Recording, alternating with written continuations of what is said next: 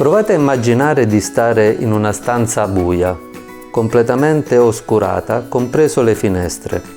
Ora provate a fare un foro con uno spillo alla finestra e immaginate che da questo foro passa un raggio di luce sottilissimo capace di attraversare tutta la stanza fino a proiettarsi sulla parete opposta. Sulla parete opposta vedrete tutto ciò che succede fuori dalla finestra a testa in giù. Siete dentro il ventre della camera oscura agli albori della fotografia. Sono Fabrizio Troccoli, un fotografo professionista e lavoro nell'ambito del fotogiornalismo. Ritorniamo nella camera oscura. Siamo nel IV secolo a.C. Già Aristotele ne aveva coscienza di questo fenomeno naturale. Sono passati tantissimi anni da quando da questo momento l'uomo è stato capace di impressionare tutto quello che succedeva su questa parete e trasferirlo su un supporto. Il primo è Joseph Niepce, un francese che scatta la prima fotografia proprio dall'appartamento della sua casa in Francia ed è una panoramica da cui si intravedono i tetti delle case del suo paese. Da questo momento in poi la fotografia ha avuto tantissimo sviluppo, fino ad arrivare a un supporto in pellicola elastico da poter essere introdotto all'interno di macchine fotografiche vere e proprie. Siamo sempre a metà dell'Ottocento, quando la fotografia passa dall'essere utilizzata solo ai fini scientifici ad un utilizzo diverso nello storytelling, nel racconto delle condizioni sociali in cui vivevano le persone. E il primo è il danese Jacob Riis, che emigrato a New York viveva nel ghetto di Ellis Island.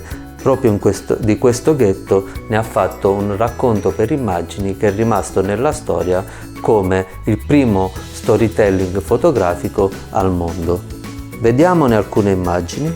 Ecco, queste sono scene che gli abitanti di New York magari nella realtà vedevano quasi tutti i giorni, ma il vederle incorniciate dentro una fotografia ha fatto sì che queste coscienze venissero in qualche modo smosse. Questo è il potere della fotografia, di congelare un attimo e lasciarlo durare nel tempo.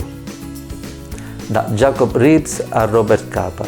Robert Capa è un fotografo di origini ungherese ed è il primo a raccontare i campi di battaglia.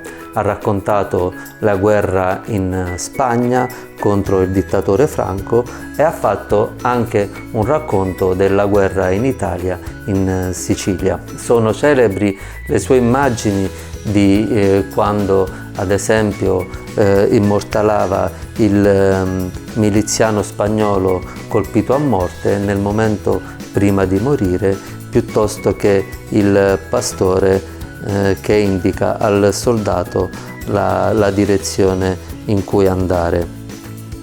Ad esempio questa è interessante perché vediamo quasi una prima messa in scena, sembra quasi che il fotografo abbia chiesto ai due protagonisti come disporsi per scattare questa fotografia.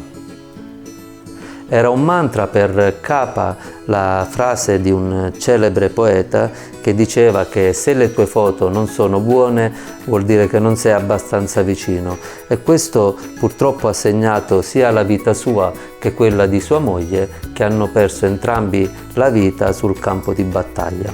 Ecco la foto del miliziano colpito a morte dall'esercito di Franco e ancora un'altra foto che ho selezionato, che è questo soldato che compare dietro il pastore che controllava il gregge sulle colline siciliane. Oggi la fotografia è alla portata di tutti, la utilizziamo nei nostri profili di social network e ognuno fa, chi in maniera più consapevole, chi meno, uno storytelling delle proprie vite. Come questo potente mezzo espressivo può essere veicolato invece all'interno del mondo della facilitazione visiva nell'educazione per adulti. Pensiamo ad esempio a tutto il processo di alfabetizzazione digitale a cui verrebbero sottoposti i discenti nel momento in cui viene chiesto a loro di raccontare delle cose attraverso la fotografia.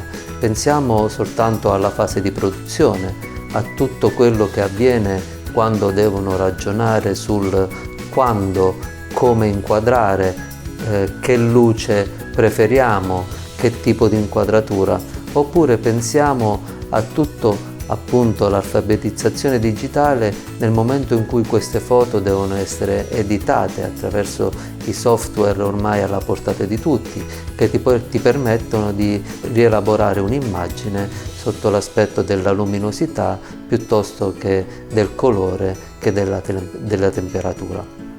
Oppure pensiamo a tutto il processo di stimolazione creativa che avviene quando i discenti vengono messi davanti a delle sfide, ad esempio raccontateci la vostra vita in 20 scatti, oppure raccontaci il contesto sociale in cui vivete in alcuni scatti, e quindi vengono posti davanti a delle scelte, davanti alla capacità di dover fare sintesi e di decidere come scattare e quando scattare.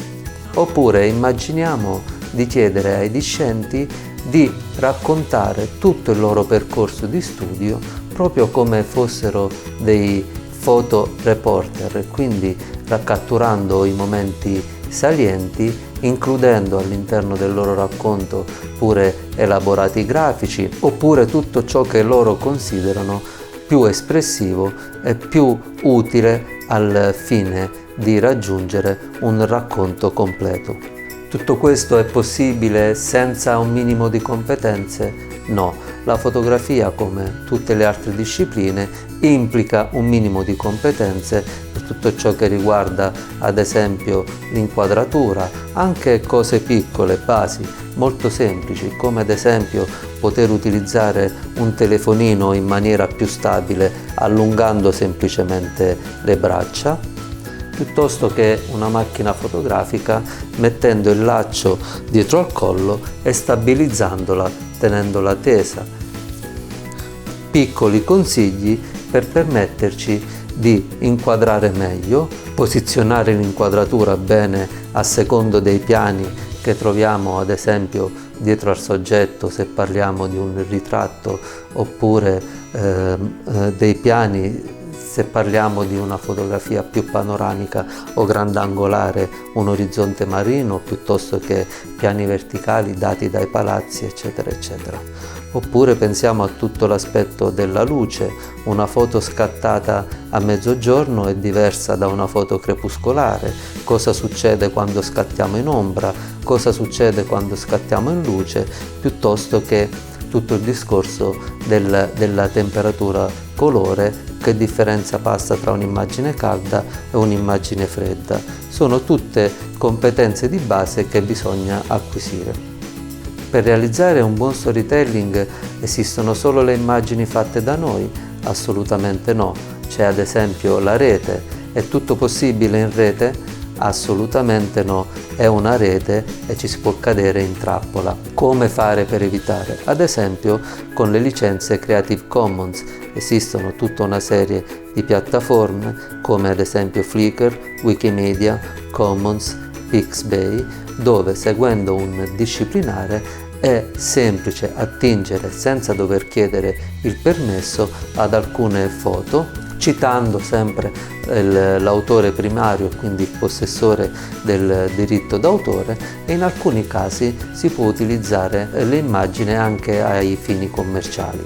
Volevo concludere questa sessione raccontandovi un'esperienza di storytelling che a me ha colpito molto, sia per come è stata realizzata, ma anche perché ha la capacità di sintetizzare in un unico racconto tutti i concetti che abbiamo affrontato in questa sessione.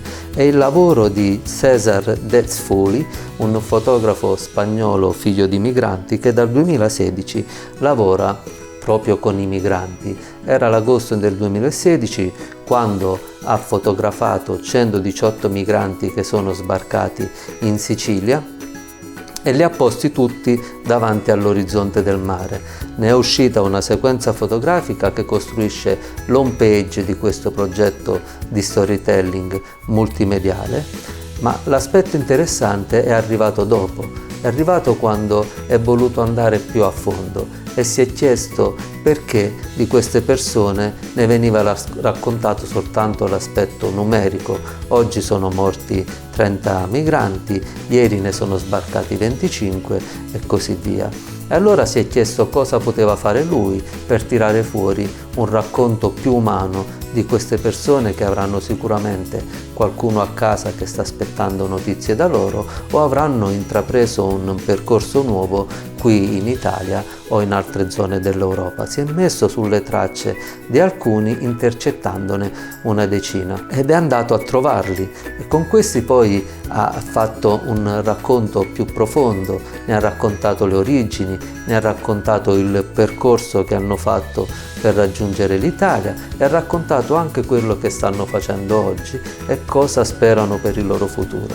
Una ottima sintesi di storytelling fotografico inteso come arte di raccontare storie attraverso una comunicazione accattivante e persuasiva. La sessione si conclude qui, buon racconto a tutti, ciao!